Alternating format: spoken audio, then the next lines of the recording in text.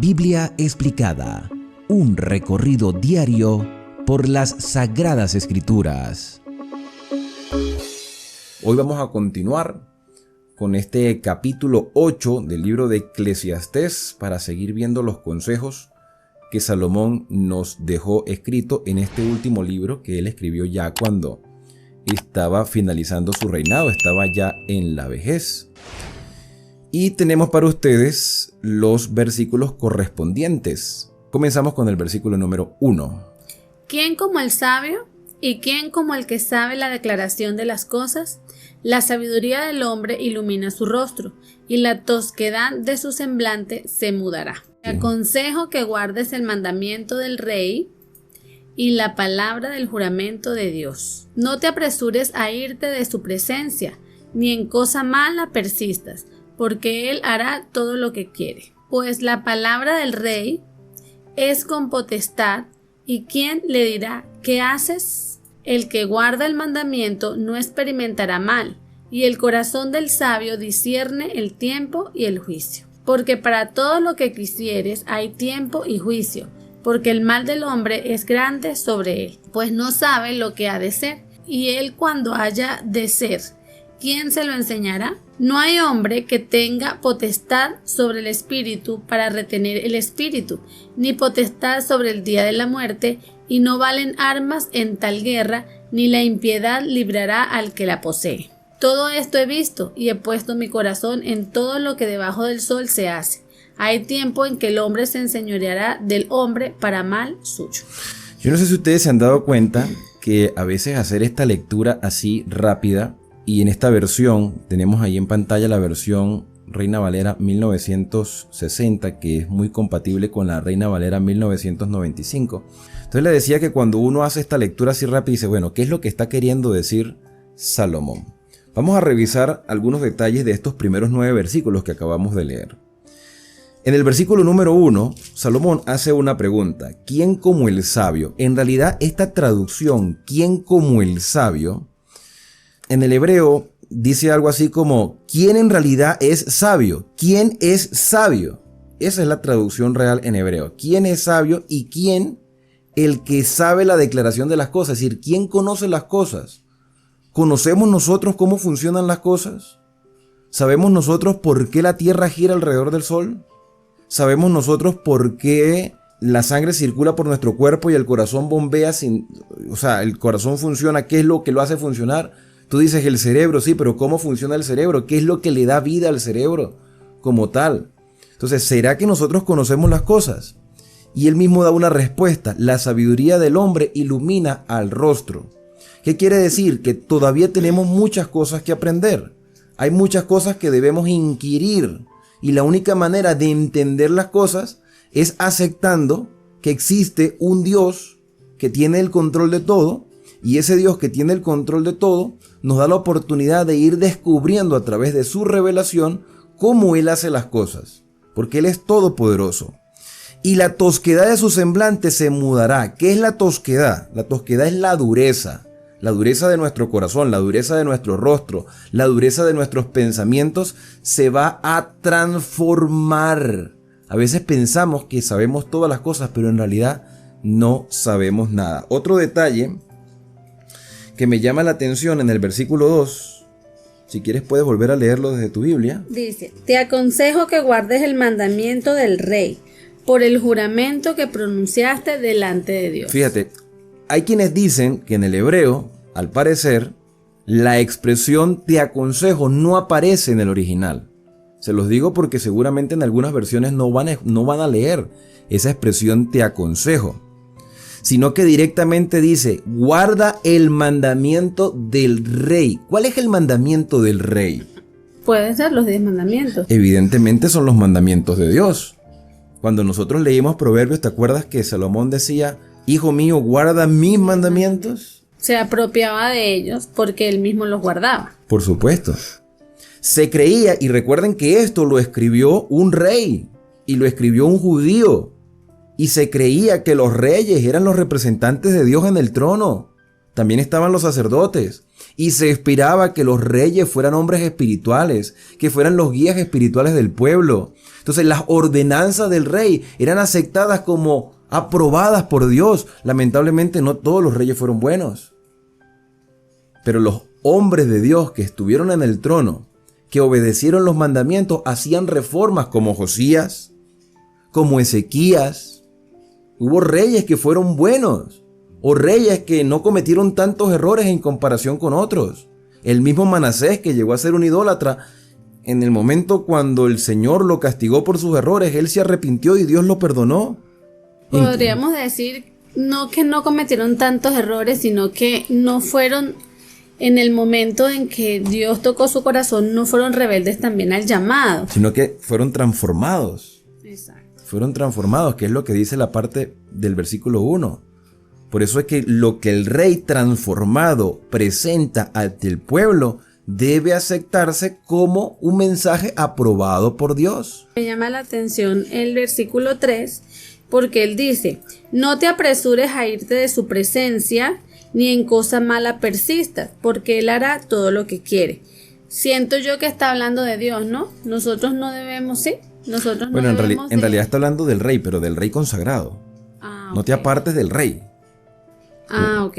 Pues yo lo tomé como que no debemos nosotros de tratar de huir, aunque nosotros sabemos que no podemos huir de la presencia de Dios. Sin embargo, muchas personas que en cierto sentido son necias, piensan eso. Podemos ver Jonás.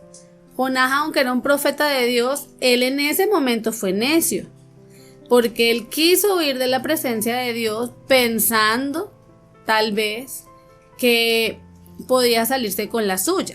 Y en realidad los planes de Dios siempre se cumplen. Correcto. Sea de una u otra manera, el Señor siempre cumple sus propósitos. A veces nosotros se lo hacemos un poquito más difícil.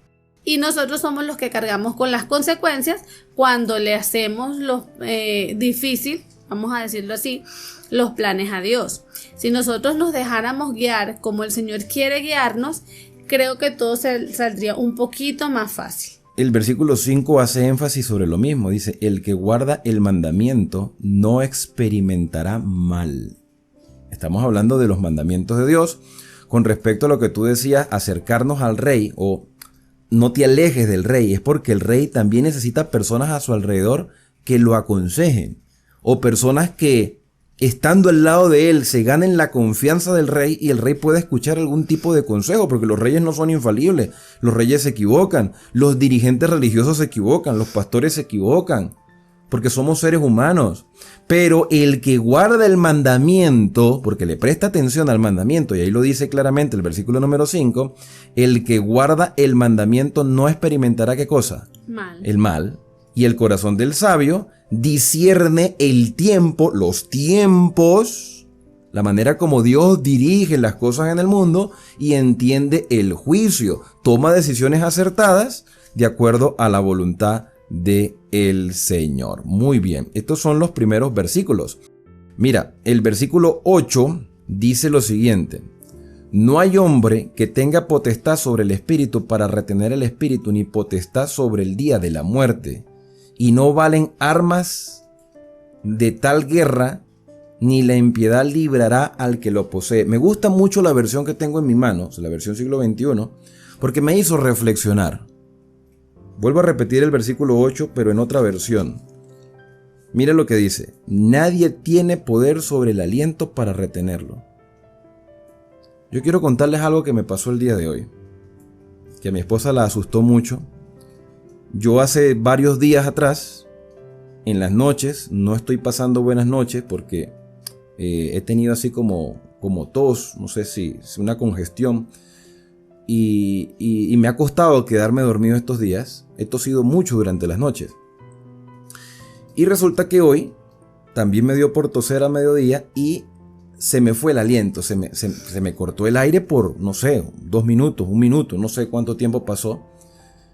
Y no había manera de respirar, no había manera, por más que yo trataba de respirar, no lo lograba. Gracias a Dios, pues había personas, los vecinos bajaron del edificio, me auxiliaron. Y uno no piensa nada, hermano. Eso es mentira de que uno cuando está en las últimas se arrepiente en el último minuto. Eso es mentira, porque uno no piensa en nada sino tratar de recuperar el aliento. Y uno no tiene control sobre el propio aliento. Y eso es lo que dice el versículo. Nadie tiene poder sobre el aliento para retenerlo. En el día que nos toque descansar, no hay manera. O sea, si Dios permitió que descansáramos, descansaremos. Y también dice, ni poder sobre el día de la muerte. Tremendo eso, ¿no? O sea, cuando llega, llega. No valen armas de guerra ni la impiedad librará de la práctica. Todo esto he visto y he puesto mi corazón en todo lo que se hace bajo del sol. No hay tiempo en que el hombre se enseñoree del hombre para su propio mal. O sea, cuando nosotros ejercemos nuestra autoridad y abusamos de nuestra autoridad, estamos haciendo mal. Vamos a continuar la lectura. Versículos del 10 hasta el 13. Asimismo he visto a los inicuos sepultados con honra, mas los que frecuentaban el lugar santo fueron luego puestos en olvido en la ciudad donde habían actuado con rectitud. Esto también es vanidad. Por cuanto no se ejecuta luego sentencia sobre la mala obra, el corazón de los hijos de los hombres está en ellos dispuesto para hacer el mal. Aunque el pecador haga mal 100 veces y prolongue sus días, con todo yo también sé que les irá bien a los que a Dios temen, los que temen ante su presencia, y que no le irá bien al impío, ni le serán prolongados los días que son como sombra, por cuanto no teme delante de la presencia de Dios. Miren lo que dice de nuevo el versículo 10. Asimismo, o sea, después de todo lo que él ha comentado, he visto que los inicuos, los malos, se les ha sepultado con honra. Personas que vivieron de acuerdo a sus placeres y se les dio sepultura de grandes hombres. Quizás porque fueron reconocidos por sus obras humanas, por su fama, por sus recursos, por lo que sea. Pero no eran temerosos de Dios. Eran reconocidos por el ser humano, pero no eran temerosos de Dios y se les dio sepultura de honra. En cambio, los que frecuentaban el lugar santo, ¿a qué se está refiriendo? Al santuario. Exacto. A los sacerdotes, a los fieles. Se los ha olvidado en la ciudad donde habían actuado con rectitud. Qué injusto, ¿verdad? Que los fieles no se les reconozca aquí en la tierra lo que han hecho, lo que han dejado de hacer en beneficio de otras personas para honrar a Dios. Pero déjame decirte que nosotros no andamos buscando honra humana, sino la honra de Dios. Y a la final Dios nos dará nuestra recompensa. Por gracia, no por méritos. Dice que fueron puestos en el olvido, pero ellos habían actuado con rectitud. Y Salomón, como con palabras de decepción, dice, todo esto también es vanidad, por cuanto no se ejecuta luego sentencia sobre la mala obra. Es decir, como que Señor, o sea, esta gente vivió mal toda su vida, violando tus mandamientos, y se les recuerda como grandes hombres. El corazón de los hijos de los hombres está en ellos dispuestos para hacer el mal.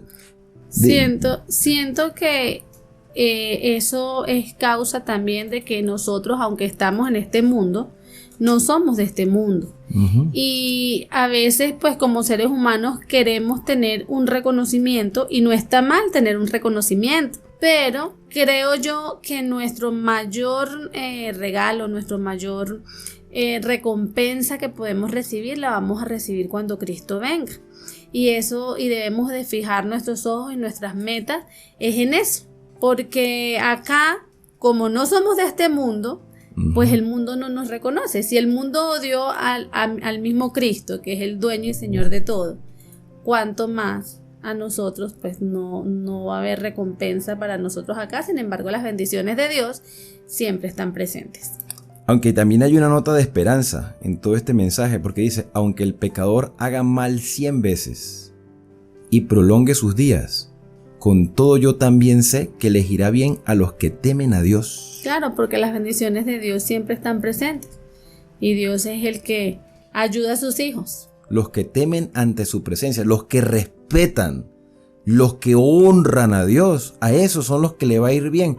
Por más que el malvado, el pecador, el que se deleite en el mal, haga todo lo que quiera, no te preocupes. Si él prolongó sus días por algún motivo, porque Dios le dio mucha misericordia y le prolongó los días y no los aprovechó, al que le honra al Señor, al que honra al Todopoderoso, a ese es el que le irá bien.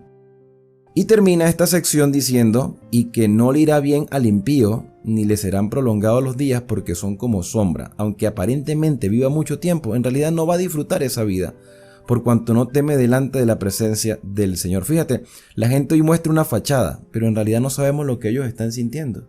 Tú puedes ver a las personas como diciendo, no, está disfrutando de la vida, está viviendo de los placeres, pero tú en realidad no sabes lo que esa persona está viviendo en su vida privada. Bueno, y terminamos con la última parte del capítulo, que va desde el versículo 14 hasta el versículo 17. Leemos versículo número 14. Hay vanidad que se hace sobre la tierra, pues hay justos a quienes sucede como si hicieran obras de malvados, y hay malvados a quienes acontece como si hicieran obras de justos. Digo que esto también es vanidad. Por tanto, a la vez yo la alegría, pues no tiene el hombre más bien debajo del sol que comer, beber y alegrarse, y que esto le quede de su trabajo los días de su vida que Dios le concede debajo del sol. ¿Te das cuenta que es la quinta vez que Salomón hace referencia sobre alégrate, come y bebe los días de tu vida? Comer lo que Dios permitió comer, beber lo que Dios permitió beber, alegrarse con el bien que Dios nos ha dado, sea mucho o sea poco, porque nuestros días son pocos. Nuestros días son pocos. Hoy estamos aquí, mañana no lo sabemos. No lo sabemos, podemos perder la vida en un instante. Versículo número 16. Yo pues dediqué mi corazón a conocer sabiduría y a ver la faena que se hace sobre la tierra, porque hay quien ni de noche ni de día retiene el sueño en sus ojos. Hay personas que ni siquiera pueden disfrutar del sueño. No pueden disfrutar del sueño. Quizás por los momentos atareados de la vida, quizás por las preocupaciones.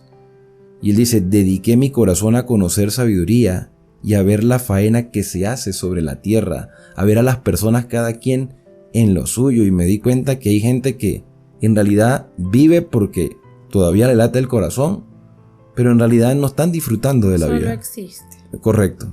No viven, sino solo existen. Y he visto todas las obras de Dios, que el hombre no puede alcanzar la obra que debajo del sol se hace.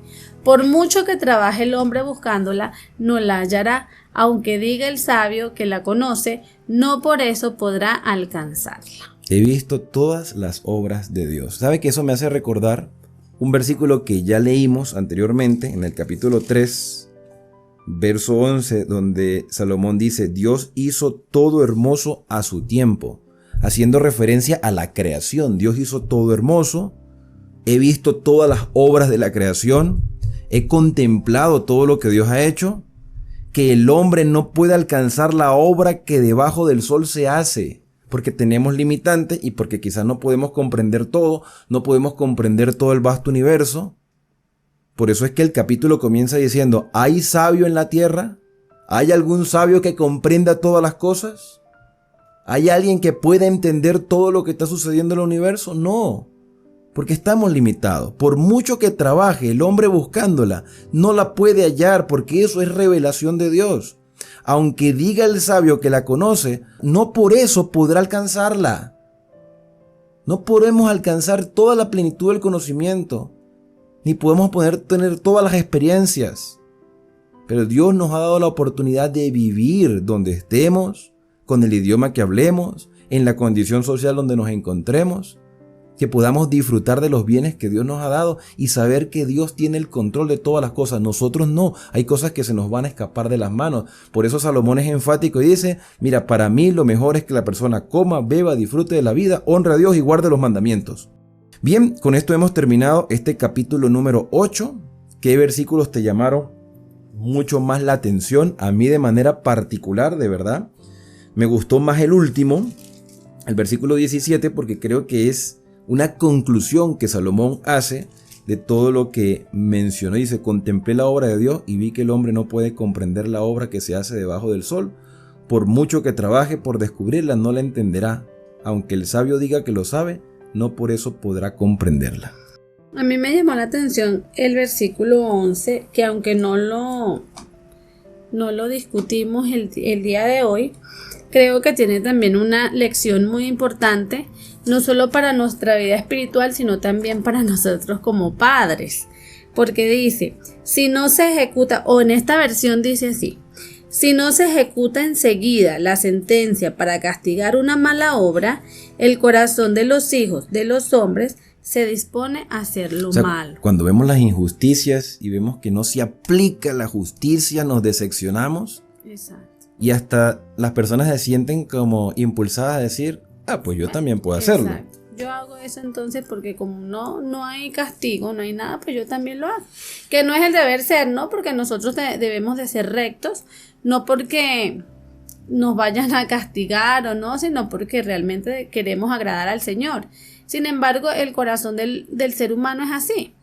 ¿Y por qué lo decía en cuanto a los padres? Pues yo lo veo también en cuanto a que nosotros como padres, cuando el niño es pequeño, cuando el niño hace una mala acción, que las van a hacer porque son niños, seres humanos, desde ese mismo momento nosotros debemos no de aplicar castigo, sino cuando hablo de disciplina, aplicar la disciplina, para que entonces él pueda reflexionar y pueda saber qué es lo correcto desde un principio y no de repente dejar pasar, y cuando hemos dejado pasar tantas faltas que ya después se nos hace difícil la corrección. Y yo veo este versículo 11 también desde el punto de vista judicial humano, pero también al juicio divino, porque mira, si vamos a poner un ejemplo sencillo, si yo veo que la gente viola la ley de tránsito en un lugar, no respetan los semáforos en rojo, se paran sobre las cebras donde es el paso peatonal y no reciben ninguna consecuencia, los demás siguen ese mismo ejemplo, porque no hay consecuencia. O cualquier ley humana. Y en el caso de la ley divina, como nosotros no vemos consecuencias inmediatas, por ejemplo, la mayoría de las iglesias hoy considera que el sábado está abolido, inadecuado, porque eso era para los judíos, y no vemos consecuencias de parte de Dios por violar el sábado, porque no las vemos inmediatamente. Entonces eso como que se siente la persona motivada a decir, pero no pasa nada, no pasa nada. Pero estás perdiendo de disfrutar de las bendiciones de Dios, aunque no te pase nada malo, estás perdiendo de disfrutar otro tipo de bendición. Entonces el versículo 11 también aplica para las leyes humanas y para las leyes divinas. Por cuanto no se ejecuta la sentencia, como no estamos viendo un castigo de parte de Dios, el corazón de los hombres, de los hijos de los hombres, está dispuesto para hacer el mal, es decir, seguir violando esa ley que Dios estableció. Bueno, recuerden que ustedes pueden dejar sus versículos favoritos en la parte de abajo, en los comentarios de este video. También pueden suscribirse al canal, pueden hacer también sus opiniones sobre qué es lo que han aprendido. A veces no podemos decir todo lo que aparece en el texto, pero hacemos referencia a las cosas más importantes y creo que Dios puede guiarnos hacia toda verdad, fortalecer nuestra fe y llenarnos de mucha esperanza. Vamos entonces a acercarnos a nuestro Padre Celestial a través de la oración.